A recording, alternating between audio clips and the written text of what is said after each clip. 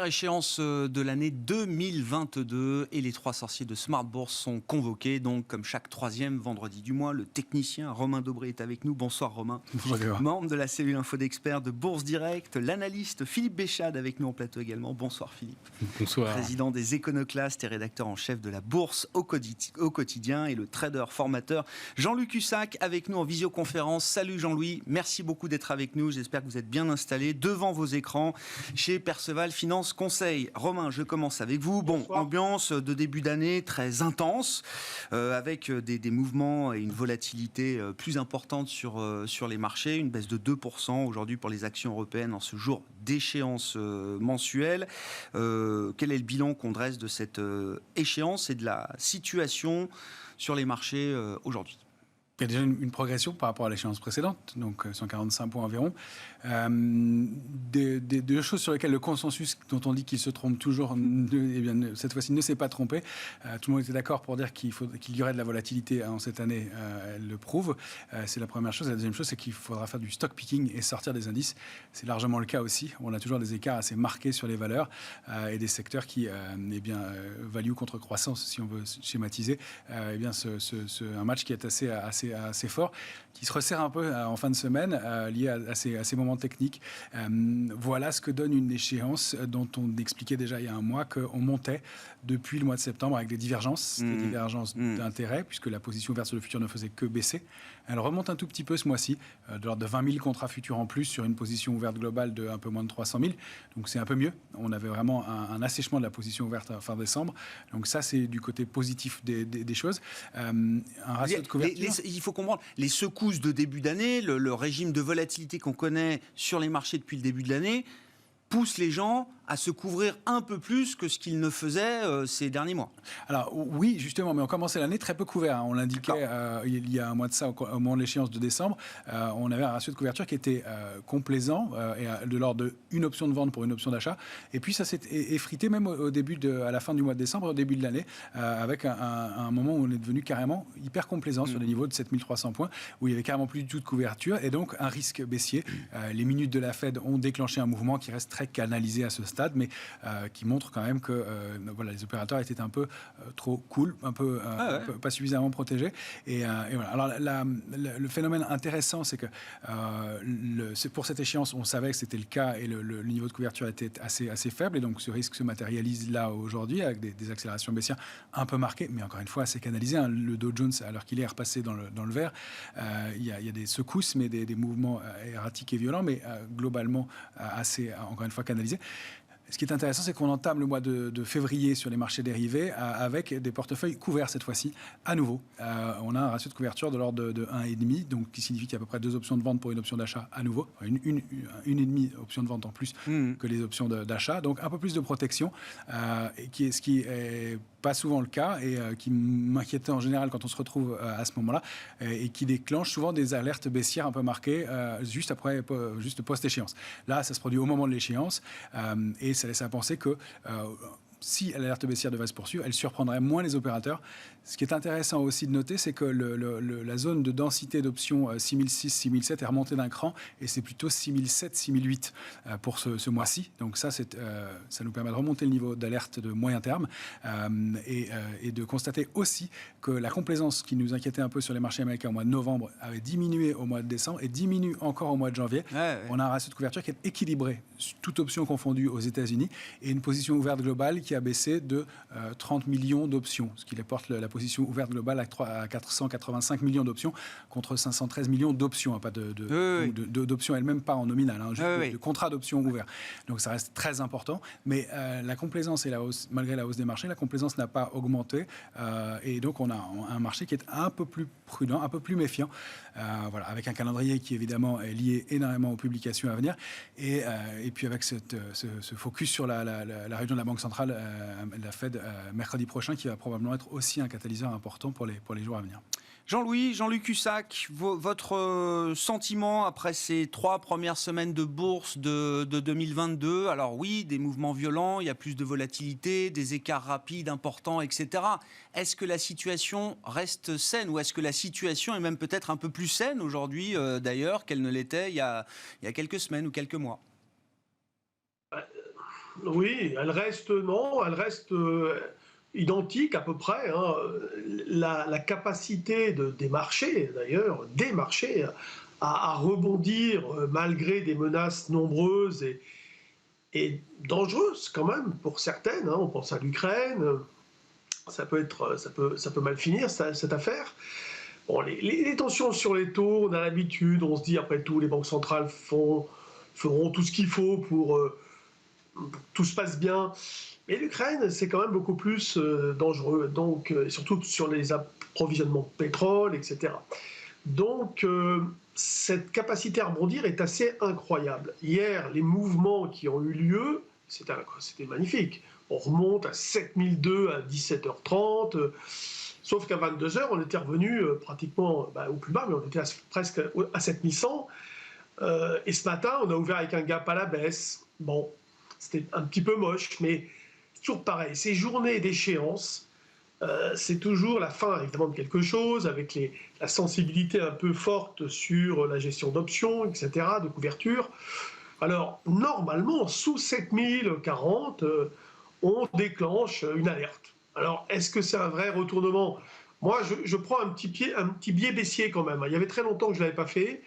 Donc, je prends un biais baissier. Je ne suis plus acheteur systématiquement. Je le fais de temps en temps, mais un peu via des calls, par exemple. Mais je cherche quand même. Je pense que lundi, je vais attaquer en me disant, peut-être, je vais chercher un point de vente. Bon, ça dépend. C'est toujours pareil. Si on ouvre avec une reprise vers 7100, je serais peut-être là également en plein doute et je me dirais le marché n'envoie pas de message supplémentaire, il infirmerait ce qu'il a envoyé comme faiblesse aujourd'hui. Vous voyez, je pense que naviguer à vue est indispensable. Si on fait un point global de cette situation, la vulnérabilité n'est pas encore extrêmement importante. Parce que, tout simplement, on a des volatilités implicites qui remontent très, très, très, très, très vite. Dès qu'il y a du stress, ça veut dire que, en effet, les acteurs viennent se couvrir. Et surtout, il n'y a pas cette complaisance qu'on a connue par le passé, même parfois lorsqu'il y avait des trous d'air de 200 points. On reste au-dessus des 7000, hein, tout de même. Il faut relativiser ces mouvements de repli, qui sont donc parfois suivis de très forts rebonds. Donc, globalement, si vous voulez, on peut penser qu'il y a un biais baissier. Ce biais baissier serait beaucoup plus fort, peut-être sous 6840. C'est le niveau qu'on pourrait aller chercher si on continuait lundi à se dégrader. Mais globalement, rien n'est moins sûr que cela. Malheureusement, on ne peut pas être extrêmement fort dans son appréciation. C'est pas un pari directionnel qu'il faut prendre toute voile dehors, quoi. Non. Vous voyez, là, ce soir, je vais avoir évidemment beaucoup de positions en clôture, avec les échéances, là, Eurostoxx, DAX, enfin, je suis plus sur l'Eurostoxx, le CAC et le SPI 500. Donc là, les échéances, si vous voulez, Eurostoxx, c'était les options. Il s'est fait à peu près 400 millions, 390 millions, rien qu'avec les options Eurostoxx, sur les valeurs françaises. Et pour l'échéance du CAC, il s'est fait 400 millions. Donc la même chose, rien que sur l'ensemble des valeurs. Donc les échéances, si vous voulez, pèsent pas très lourd sur le plan des volumes, mais ce volume global en fin de séance sera évidemment dopé par cette activité d'arbitrage et d'échéance. Et tout ça, ça se fait dans des mouvements qui n'envoient pas de messages puissants, tout simplement. Donc un biais baissier, ok, mais lundi, il faudra quand même, je pense, conserver un comportement opportuniste comme celui que j'ai depuis déjà quelques jours, où je continue d'acheter. Hein, mais avec prudence parfois un peu plus, un peu moins. Mais c'est vrai que le marché, si vous voulez, n'envoie pas un message fort de retournement à la baisse. Ça, c'est clair. C'est la fébrilité. Et un peu partout, d'ailleurs. Hein, on voit sur l'euro-dollar, on y reviendra. Il y a eu des mouvements un peu violents. C'est sûr que la visibilité, globalement, n'est pas très bonne. Ou alors, elle est claire et nette. Et on voit beaucoup de problèmes potentiels. Donc, si vous voulez, en plus, c'est avec la période des résultats actuels, il ne faut pas qu'on tombe à côté, il ne faut pas que ça déçoive, parce que là, c'est vrai que les sanctions sont extrêmement violentes, comme on a pu déjà le voir sur certains dossiers. Ouais, on a vu des banques américaines qui ont été un peu secouées, et puis surtout Netflix, là, qui est très très secoué, effectivement, après ces résultats et ces perspectives décevantes. Philippe, quels sont Alors je vais vous chercher un peu sur le terrain, votre terrain de jeu favori, les séries et les statistiques. Là, je regardais donc le S&P 500 compte jusqu'à aujourd'hui 409 clôtures au-dessus de sa moyenne mobile 200 jours consécutifs. Et peut-être d'ailleurs encore ce soir, puisqu'on est en train de se parler, on voit tous là sur nos écrans que c'est en train de racheter un peu quand même aux États-Unis. Le S&P 500 est revenu proche de l'équilibre après un démarrage de séance un peu compliqué. Bref, c'était, je sais pas, le petit chiffre que je voulais vous mettre entre les mains. Et puis, qu'est-ce qui vous a marqué évidemment depuis le début de l'année sur les marchés, Philippe? Alors, on peut même rajouter que c'est la 4e plus longue série du S&P au-dessus de la moyenne mobile à 200 jours. La plus longue série depuis 1993. Voilà, ça fait petite trentaine d'années. Ce qu'il fallait remarquer quand même, c'est que la dernière fois qu'on a vu plus de 50 valeurs du S&P battre un record historique en même temps, c'est-à-dire qu'on avait une série de records, on a atteint 72 sur l'ensemble de l'année 2021. La dernière fois qu'on a eu plus de 50 valeurs arrivant au zénith, c'était quand même fin août. Ça veut dire que depuis fin août, on inscrivait de nouveaux records avec un nombre toujours plus faible de titres, jusqu'à ce qu'on finisse par les compter sur les doigts d'une seule main. Voilà le type de lévitation qui nous était proposé. Moi, je dirais que là, objectivement, on est déjà dans un marché qui a toutes les caractéristiques d'un marché baissier depuis au moins 3-4 mois. En termes de prise de risque, on le voit avec la culmination des cryptos en octobre. Depuis, ça n'arrête pas de baisser. Et là, on casse carrément les tendances haussières moyen terme sur le Bitcoin. Oui, là, c'est du sérieux. C'est pas 5-10% de correction, là. Voilà, l'Ethereum, on flirtait avec les 5000 à 4900 et on est maintenant à 2400. Ça fait moins 50. Vous prenez une crypto qui a eu énormément de succès, qui a été jugée comme un des projets les plus prometteurs, qui est la Solana, qui était quand même à moins 20 ce vendredi matin. Correction d'une ampleur jamais vue. Donc là, on voit que les leviers sont en train d'être réduits. Je ne suis pas sûr, et je suis à peu près d'accord avec ce que dit Jean-Louis, que les gens voient arriver une grande vague de correction.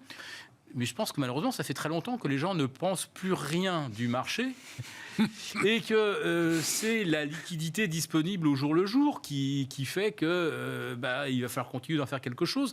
La semaine dernière, la Fed, qui nous annonce donc la fin de son QI fin mars, elle a quand même rajouté 80 milliards. Oui. Mais bon, voilà, ça en fait 15 par jour. Et ça a quand même commencé à consolider. La semaine dernière, on a eu une première alerte à moins 2,5. C'était quand même pas complètement anodin.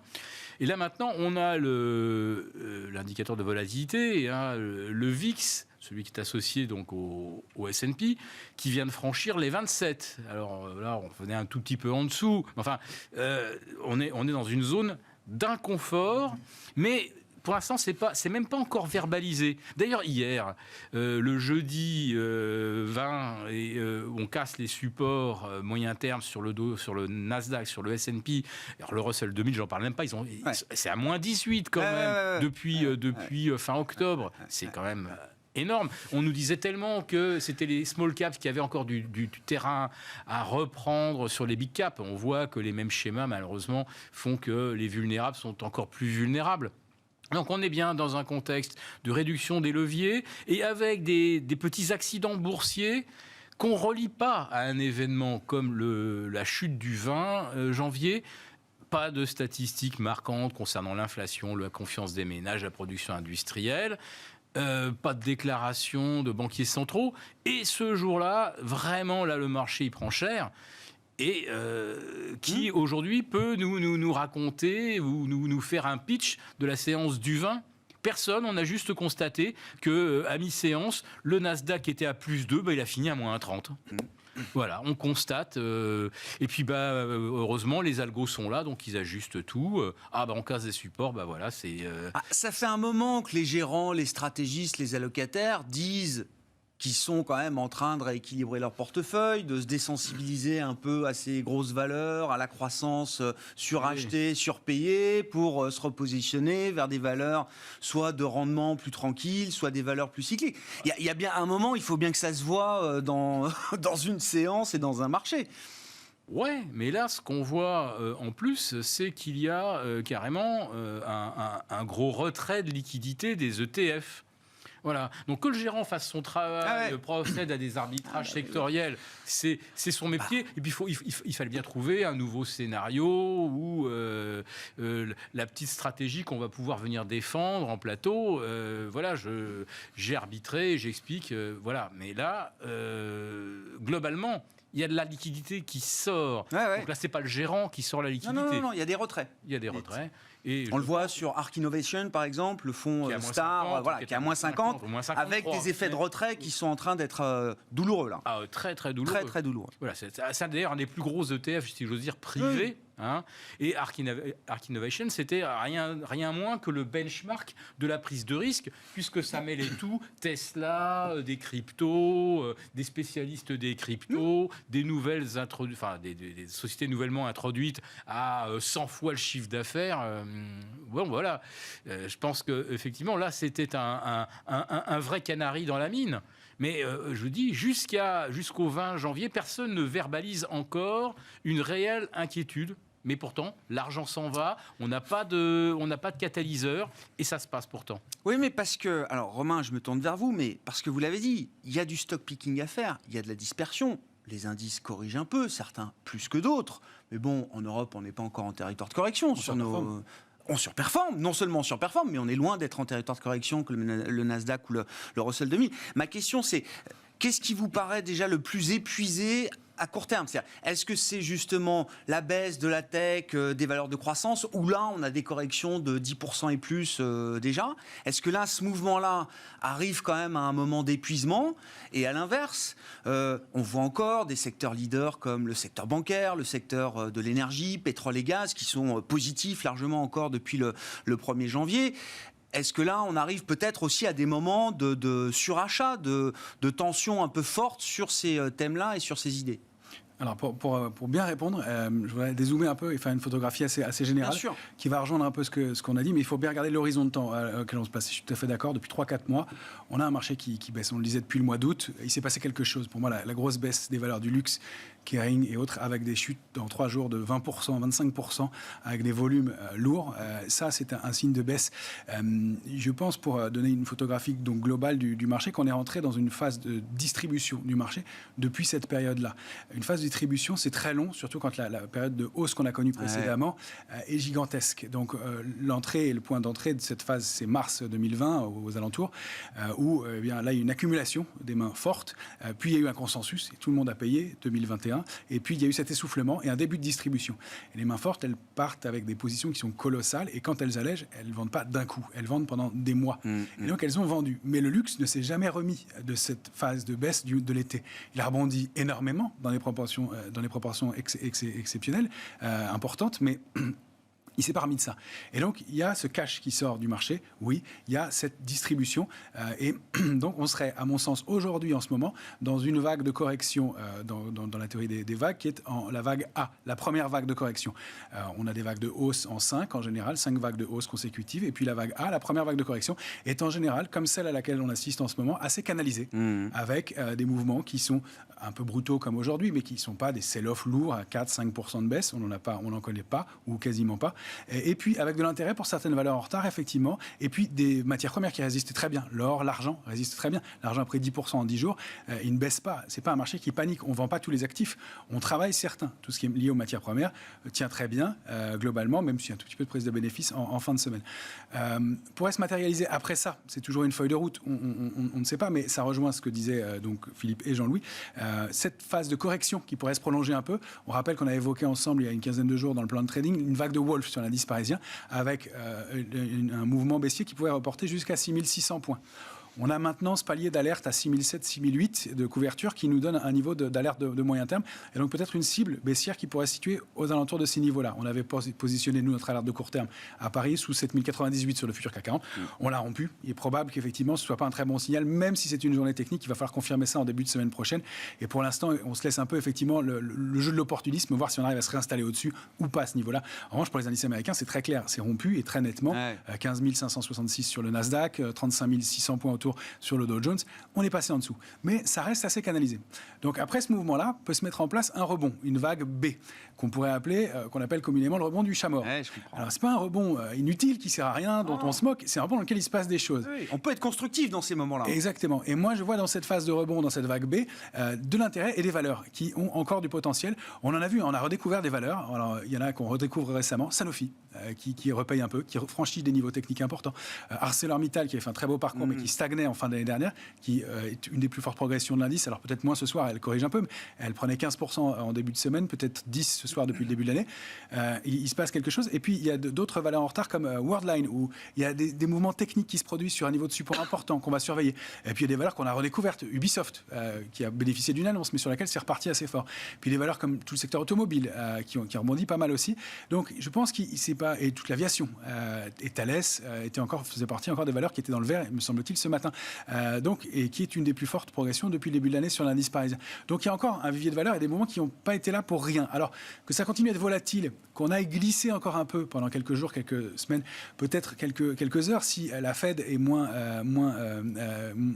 inquiétante mercredi prochain et qu'elle détend un peu l'atmosphère, le marché pourrait repartir. Peut-être que ce sera les annonces des GAFAM dans 15 jours qui vont peut-être donner un coup de booster et que le marché va continuer à glisser d'ici là. Donc il y a toujours de la volatilité, oui. Qu'on soit dans cette vague de correction toujours, probablement. Qu'on rebondisse probablement et qu'on n'aille pas très loin, ça me paraît assez possible dans l'immédiat. Qu'on ait vu des plus hauts sur les indices, oui. En revanche, je me méfierais par la suite d'un mouvement correctif plus important, mais qui se situerait, après, comme on l'évoquait. A, B, il y a la vague C, c'est ça. Et c'est là où on va aller voir peut-être les plus bas. Si on est dans cette feuille de route, et si cette feuille de route se matérialise telle qu'on l'a décrit aujourd'hui. Exactement. Donc on va voir, mais pour l'instant, on a matière à alimenter des rebonds, et il y a de belles histoires encore sur pas mal de valeurs. Et donc on pourrait continuer, on pourrait rebondir et trouver de l'intérêt sur certains titres. La vague C, on rappelle que c'est la vague qu'on appelle meurtrière. Tout dépend du type de correction dans lequel on se trouve. C'est encore une fois des niveaux techniques. On n'a déjà pas fini cette correction-là, ni fait le rebond. On verra par la suite. Mais pour l'instant, il y a encore, à mon avis, des valeurs à redécouvrir et des plus petits titres. Et encore une fois, du stock picking à faire. Il y a des valeurs comme Prosus, Euronext, qui intéressent les opérateurs, sur lesquels il se passe des choses, qui tiennent bien, même s'il y a de la volatilité. Et des valeurs qui ont pas mal corrigé. Et puis même, on peut le rappeler aussi, pour tous les opérateurs, il y en a un peu pour tous les goûts. Ceux qui veulent de la croissance, on est revenu sur des niveaux intéressants sur les... C'est ça, voilà, c'était ma question de départ. Est-ce qu'il y a déjà des opportunités ? Non, mais c'est très bien, non, mais c'est parfait. Il y a déjà, effectivement, en stock picking, des opportunités à les saisir dans des compartiments de croissance technologique, etc. Exactement. Alors, on regarde Dassault Systèmes, par exemple, et sur des niveaux intéressants. Reste que, et c'est ce qu'on évoquait en début de semaine sur les valeurs du luxe, reste qu'elles ont rebondi sur des niveaux techniques importants, mais il n'y avait pas de figure de retournement haussière. Donc, il y a eu un rebond brutal lundi et mardi, lié à des rebonds techniques, rachat de short et point d'entrée intéressant, mais il va falloir reconstruire tout ça. Donc, encore un peu de volatilité pour les stabiliser et peut-être repartir un peu sur l'ensemble de ces valeurs. Jean-Louis, c'est vraiment un marché de stock picker. Enfin, ça fait des dizaines d'années que vous êtes sur les marchés. On vous connaît comme trader, alors oui, sur indice, sur futur, mais vous faites aussi du stock picking. Est-ce que c'est vraiment là un marché de stock picker comme je l'entends de plus en plus, hein ? C'est un marché difficile, Grégoire, parce que vous savez, quand acheter sur des replis des valeurs, on l'a vu dans des passés récents, même ces derniers jours, hein, des valeurs, on se dit, bon, là, elle a beaucoup baissé. Alors, c'est ça le problème, c'est quand elle a beaucoup baissé, c'est très dangereux parce qu'on ne sait plus où est-ce qu'elle va s'arrêter. Puis après, il y a des valeurs de très grande qualité, comme L'Oréal, qui a quand même beaucoup baissé, entre guillemets. Alors là, on peut se dire, j'y vais pas. Alors là, je regardais Schneider, par exemple. Schneider, on peut dire qu'il y a quand même un consensus plutôt positif. Donc c'est le genre de valeur où on va se dire, c'est quoi le support ? Donc là, on peut se dire, tiens, à partir de maintenant, 155, 150, allez, c'est un niveau d'arrêt potentiel, pourquoi pas. Mais dès qu'on va regarder dès qu'on va regarder des... On va essayer de récupérer Jean-Louis dans un instant. Schneider est effectivement sur un niveau de support. Elle fait partie des valeurs qu'on pourrait évoquer avec des points d'entrée qui peuvent être intéressants. Une valeur comme ça, qui a un tel rendement, qui est un tel métronome sur le marché, un niveau de correction comme ça, c'est effectivement des points d'entrée probables pour les opérateurs. Donc, il n'y a pas de figure de retournement, mais un niveau intéressant en tout cas. Des valeurs qui étaient fortes, qui restent fortes, malgré effectivement grâce à une correction, un peu de baisse et un peu de correction qui redonnent des points d'entrée intéressants. Et qui donc peuvent alimenter et donc qui offrent un marché pour lequel il y en a un peu pour tous les goûts. Dans le point du stock picker, si on fait du Schneider et qu'on considère que les fondamentaux sont absolument pas altérés, je rajoute moi le grand et Rexel dans le secteur. Et puis sur Rexel, là on a un vrai scénario aussi, une vraie histoire. Après, je ne sais plus combien, 7 ou 8 mois de consolidation à l'horizontale. La sortie par le haut, je pense qu'on est seulement à mi-parcours. Voilà. L'avantage, c'est qu'elle n'est pas dans un indice, elle ne se fera pas shooter dès qu'on aura un arbitrage transatlantique X ou Y. Là, c'est vraiment une pure valeur stock picker, effectivement. On va parler matières premières. Alors, Jean-Louis, juste, on vous a récupéré. Si on peut rapidement, effectivement, reprendre avec vous et sur l'idée de ce stock picking, effectivement, qui reste difficile néanmoins. C'est ce que je comprenais, Jean-Louis. Oui. Franchement, c'est pas évident. Il ne faut pas croire que tout ça, c'est simple. Donc, mais c'est vrai, il y a des opportunités. Je vous disais, donc Schneider, pour moi, sur 150 €, c'est un point d'entrée potentiel. Surtout que le consensus est positif sur la valeur. Matières premières. Bon, alors évidemment, c'est une classe d'actifs en tant que telle. C'est un thème là qui devient un thème séculaire sans doute devant nous. Donc on regarde évidemment l'énergie, les différentes matières premières affiliées à l'énergie, le pétrole, qui a quand même poursuivi sa hausse. Alors bon, ça corrige un peu aujourd'hui, mais là où on pensait qu'il allait se stabiliser en fin d'année, il continue de progresser avec un objectif à 100 $ désormais qui paraît atteignable. Je ne sais pas s'il sera atteint, mais il est proche de l'être. C'est sûr. Le franchissement des 86,5 sur le Brent, ça déclenche forcément quelque chose. Ça valide un premier objectif de 95 $. Derrière, on se dit, il n'y a pas de raison qu'on n'aille pas chercher les 100. Ça fera un... Non mais... ça fait un beau chiffre rond, c'est-à-dire qu'on va en parler, les 100 $ sur le pétrole, ça va faire du bruit. Même à 95, on vient de se rajouter 3 mois d'inflation. C'est ça qu'il faut comprendre. On vient de se rajouter 3 mois d'inflation. Le gaz avait fortement progressé, puis fortement baissé, puis il remonte fortement. Et on ne peut pas exclure là qu'une des sources d'inquiétude, quand je parlais qu'on ne verbalise pas pour l'instant vraiment des raisons de se tenir en retrait, ça chauffe quand même entre Poutine. Le marché n'a jamais été très bon pour pricer des risques extrêmes géopolitiques. C'est pas son job et il le fait quand il est contraint de le faire. Donc voilà. Je devrais dire que depuis le marché russe a bien baissé, lui, par exemple. Mais moi, j'ai regardé par exemple Gazprom, Yukos. Ces titres-là sont sur le reculoir depuis 3 semaines, alors que ils exportent des produits dont les cours... Les cash flows explosent pour ces boîtes-là, bien sûr. Donc il y a quand même quelque chose là. Le marché russe a baissé de 20%, j'ai vu là. Et ce sont des initiés, en l'occurrence, les gros actionnaires de Yukos, Gazprom, etc., sont des vrais initiés. Donc moi, c'est des choses comme ça qui m'alertent un petit peu, sont peut-être des signaux faibles. Alors c'est vrai que depuis 2003, on n'a pas déclenché de grandes guerres dans le monde. La raison a toujours prévalu. Mais je ne sais pas quels sont vraiment les enjeux autour de l'Ukraine. Est-ce que l'OTAN veut vraiment y aller, franchir la ligne rouge? Donc chacun accusera évidemment l'autre d'avoir provoqué le conflit. Mais la question c'est, peu importe qui le déclenche, si dans 10 jours on est sur des chars et des avions qui survolent le territoire ukrainien. Et donc, comment le marché devrait intégrer ça, si ça doit arriver si ça doit arriver, d'abord, je vois une forte hausse du dollar, c'est sûr, première chose. Et deuxièmement, le gaz. Des prix de l'énergie qui continuent d'exploser. En tout cas, nous, l'Europe, c'est sûr que là, les gazoducs qui traversent l'Ukraine, ils risquent de plus fonctionner. Oui, donc finalement, ni plus ni moins que ce qu'on est déjà en train de constater qui se met en place depuis des mois et des mois. Bon. Et là, du coup, effectivement, les $100 sur le pétrole, le BTU gaz qui remonte à 70, on peut avoir tous les scénarios. Et là, les marchés ne sont absolument pas prêts à ce genre de signe noir. Non, mais on ne peut pas raisonner et gérer en intégrant tous les signes noirs. C'est d'ailleurs antinomique, mais... Oui, mais vous voyez, par exemple, en 2008, la grande correction des marchés, elle a quand même été précédée d'une ruée sur les produits pétroliers. Il n'y avait pas de conflit à l'horizon. C'est juste qu'à un moment, on se dit, s'il n'y a plus de potentiel sur les actions, où est-ce que je mets l'argent ? Et c'est ça. Or, les possibilités d'arbitrage, aujourd'hui, elles se réduisent. Je dirais, par exemple, vous prenez le compartiment des cryptos, c'était 3 000 milliards à fin octobre. On est maintenant à peine à 2 000 milliards. Ça devient trop étroit. Si on doit faire un arbitrage et changer un petit peu l'orientation de son portefeuille, il va falloir trouver des secteurs sur lesquels il y a une capacité. Une liquidité, une profondeur. Etc. Voilà. Et l'énergie et les matières premières en font partie. Bien sûr. Dans le segment des matières premières, l'argent vous intéresse toujours, Romain ? Oui, bien sûr. On a eu un très bon signal, très fort. Double bottom, 2 marteaux sur l'argent, au-delà de 21,90 ou 21,70, et un niveau de support de très long terme qui a bien fonctionné, sur lequel l'argent a accéléré, a pris 10% en une quinzaine de jours. Il bute là sur une résistance à 24,40, mais la prochaine cible probable, si on arrive à se installer au-dessus de 24,40, c'est 28.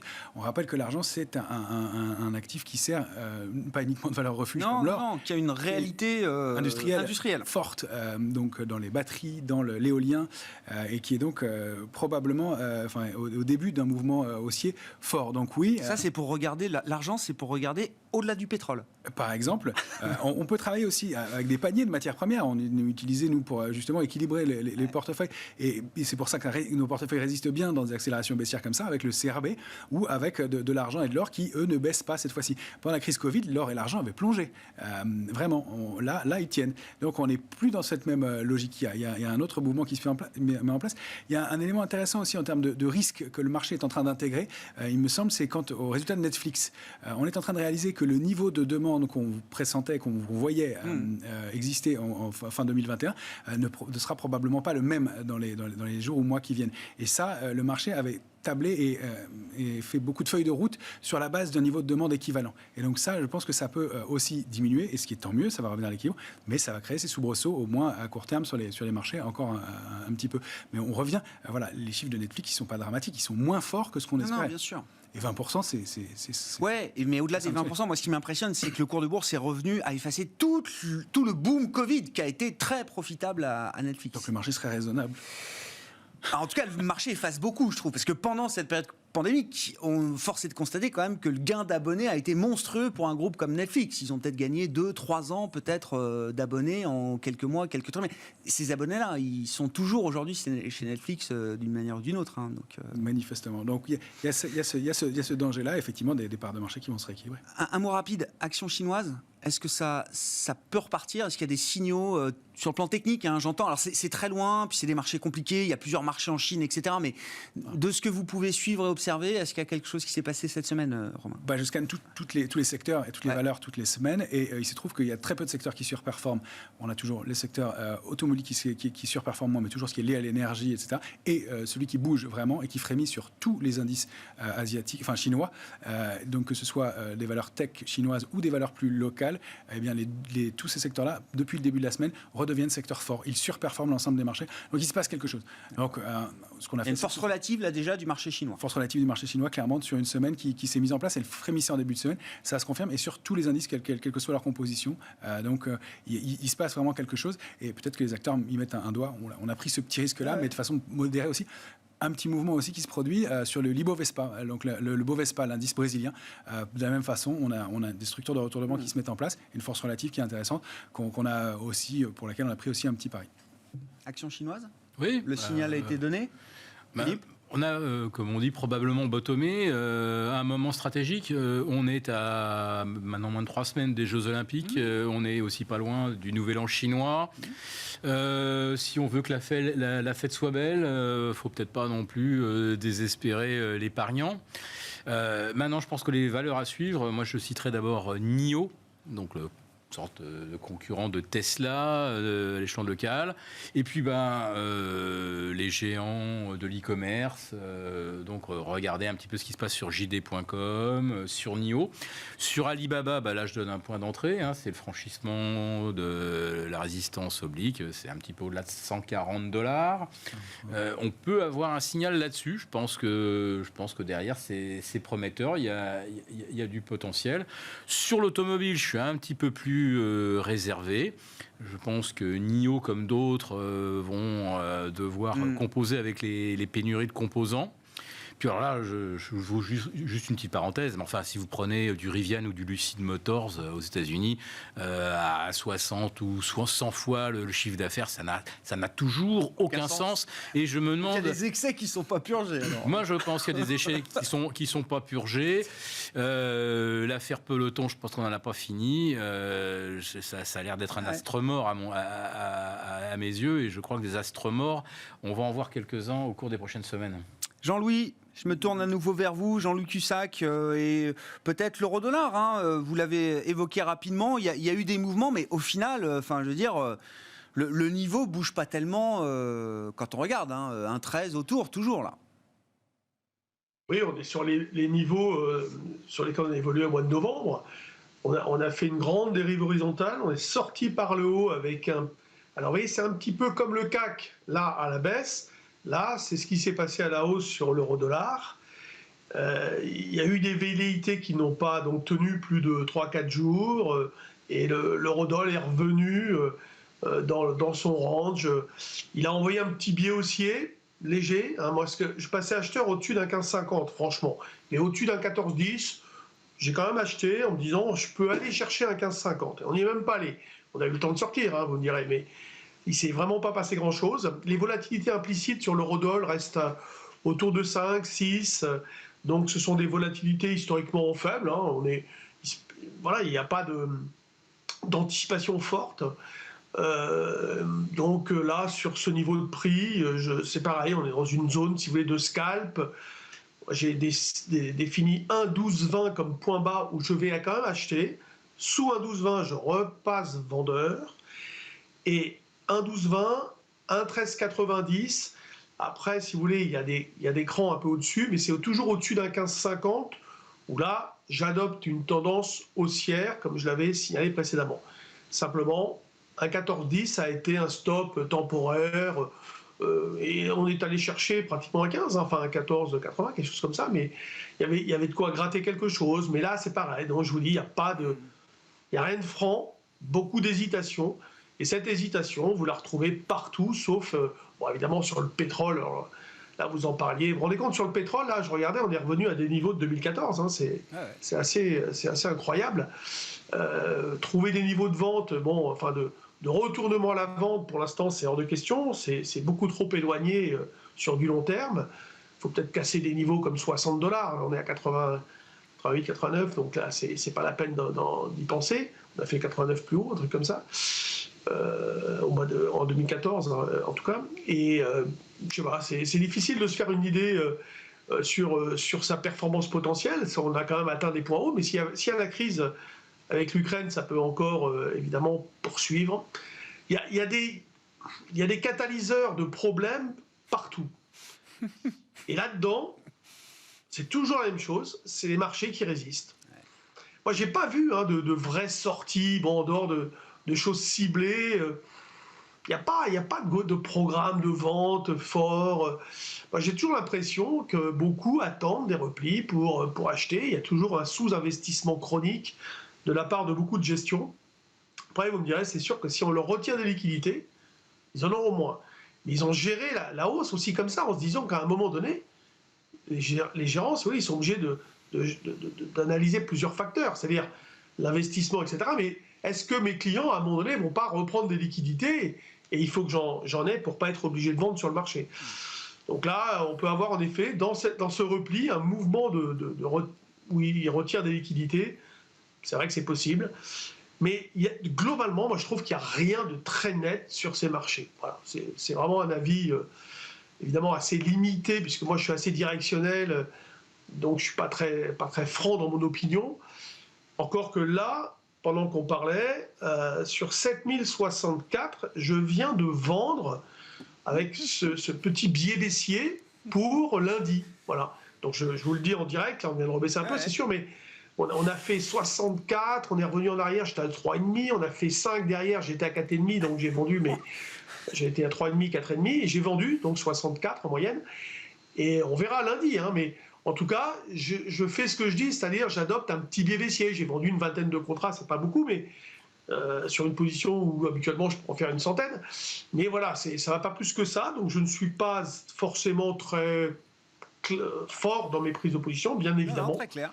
Mais je prends ce petit biais baissier, en tout cas sur le CAC 40, peut-être sur 1, 2, 3 jours, on verra si ça confirme ou pas. Phase d'opportunisme pour les traders. Clôture du CAC ce soir, 7068 points pour le CAC 40 cash, en baisse de 1,75% après cette journée d'échéance. Merci beaucoup messieurs, on se retrouve dans un mois. Jean-Luc Hussac qui est avec nous, Perceval Finance Conseil, Philippe Béchade, président des Éconoclastes et rédacteur en chef de la Bourse au quotidien, et Romain Dobré, membre de la cellule info d'experts de Bourse Direct.